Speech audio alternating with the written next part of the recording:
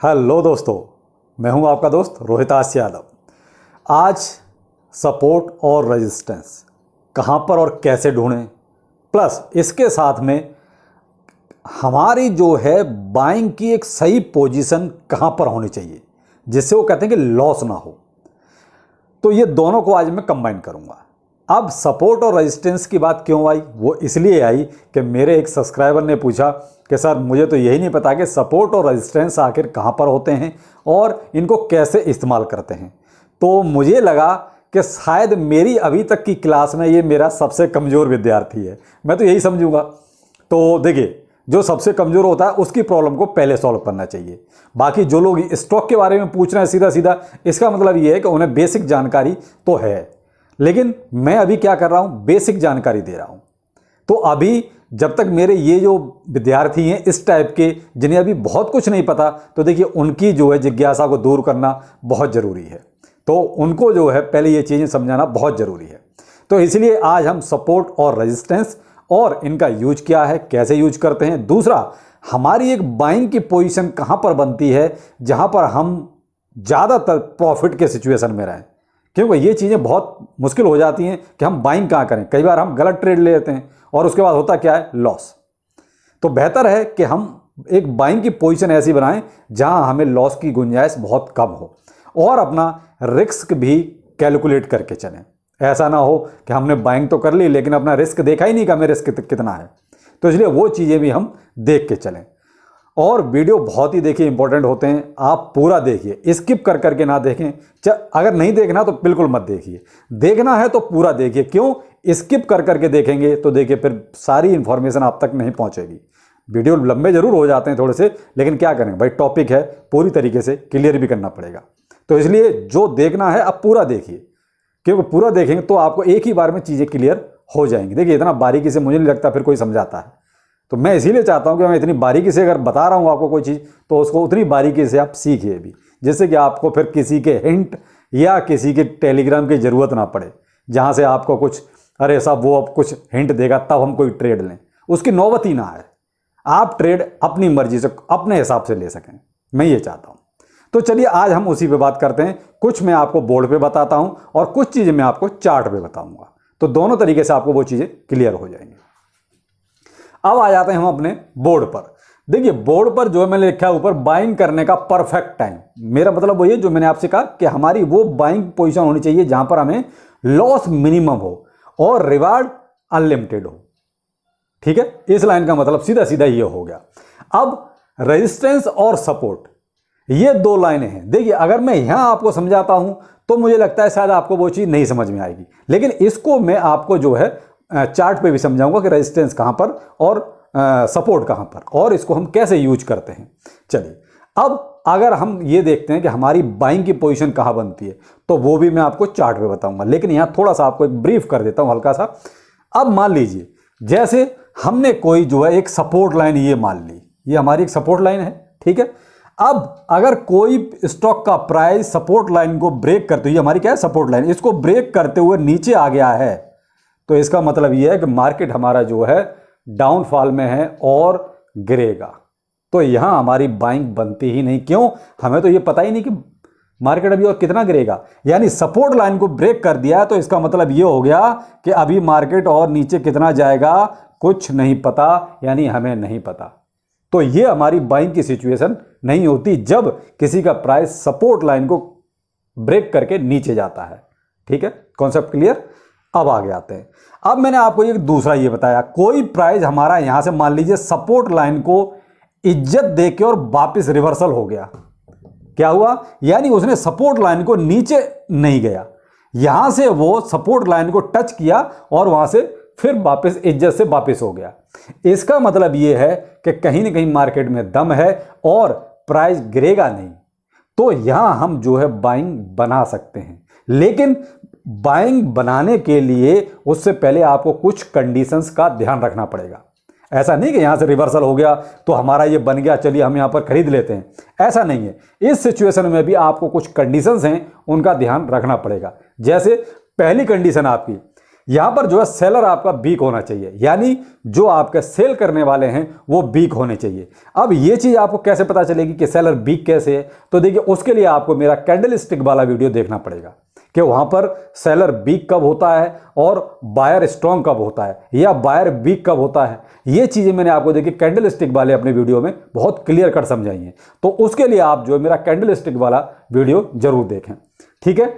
Number दूसरा होता है रिवर्सल पैटर्न होना चाहिए। तो देखिए यहां पर हमारा रिवर्सल पैटर्न है ये, ठीक है, लेकिन अब हमारा यहां पर सेलर कमजोर है कि नहीं है ये चीज हमें ऐसे नहीं पता चलेगी, ये हम अपने चार्ट पे देखेंगे, ठीक है। तीसरा होना चाहिए कि साहब जो पॉजिटिव फॉर्मेशन होनी चाहिए, यानी कि जो आपकी फॉर्मेशन यानी जो कैंडल यहां पर बन रही हैं उनकी सिचुएशन पॉजिटिव वाली होनी चाहिए कि आप यहां से देखिए सेलर आपका वीक हो रहा है और बायर आपका मजबूत हो रहा है। देखिए प्राइस ऊपर कब जाता है, जब बायर आपका मजबूत होता है। प्राइस नीचे कब आता है, जब आपका सेलर मजबूत होता है। तो मुझे लगता है कि शायद सपोर्ट लाइन के ऊपर और नीचे जाने का प्राइस आपको ये चीज क्लियर हो गई होगी। अब इसी चीज को हम जो है चलिए अपने चार्ट पर देखते हैं। अब आप देख रहे होंगे एक ग्राफ हमारे सामने है। इस ग्राफ में आप देख रहे हैं कुछ रेड और कुछ ग्रीन कैंडल्स बनी हुई हैं, और आप एक देख रहे होंगे ऊपर की साइड में एक रेड लाइन खींची हुई है और एक नीचे की साइड में ग्रीन लाइन खींची हुई है। अब ये कैसे खींची गई, क्योंकि ऐसे ही तो नहीं खींची जा सकती। तो देखिए इनको खींचने का एक सबसे अच्छा तरीका है, वो ये है, अगर आप 4 आवर की कैंडल्स पर अगर आप ये सपोर्ट और रेजिस्टेंस दोनों को देखना चाहते हैं, दोनों को ये जज करना चाहते हैं कि ये कहाँ पर होंगी, तो चलिए वो मैं आपको पहले बताता हूँ। अब मान लीजिए कोई ग्राफ हमारे सामने है। अब इस पे हमें पहले तो देखिए हाई ढूंढने का, हमारे पास हाई कितने हैं। हाई मतलब जो प्राइस ऊपर गया है, कितनी बार ऊपर गया है और कितनी बार नीचे आया है। तो नीचे जो पॉइंट आया है वो है लो, और जितनी बार ऊपर जाके हाई बनाया है वो है हाई।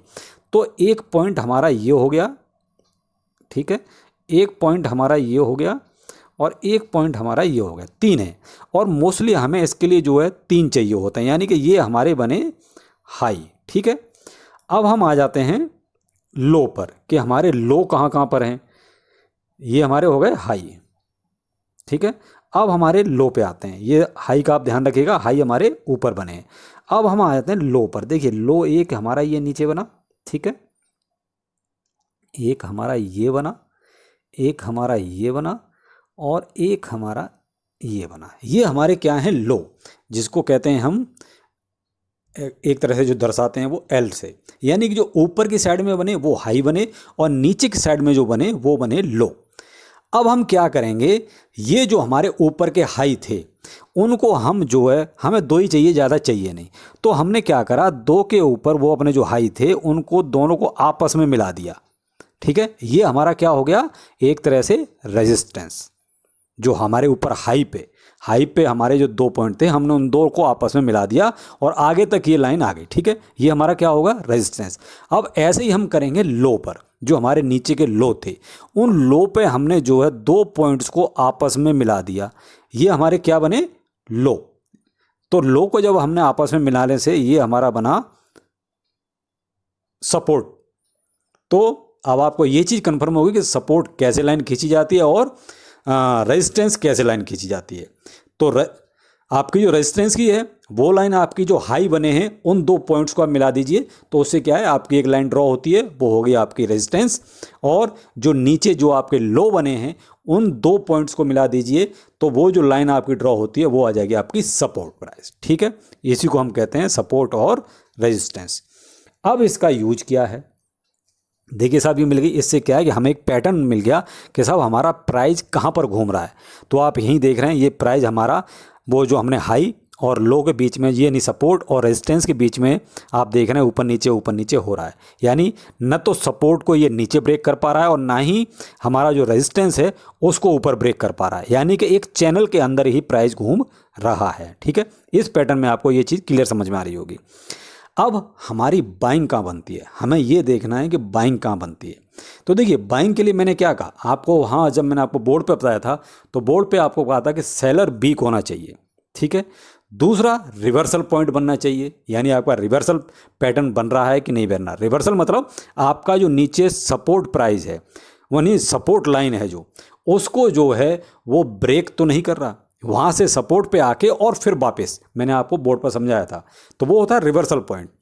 और दूसरा आपका पॉजिटिव पैटर्न फाउंडेशन हो रही कि नहीं हो रही, यानी कि वहाँ से आपके ये महसूस हो रहा है कि नहीं हो रहा है, ऐसी कोई कैंडल बन रही है कि नहीं बन रही, जिससे आपको ये पता चले कि यहाँ पर हमारा सेलर कमज़ोर हो रहा है और बायर मजबूत हो रहा है।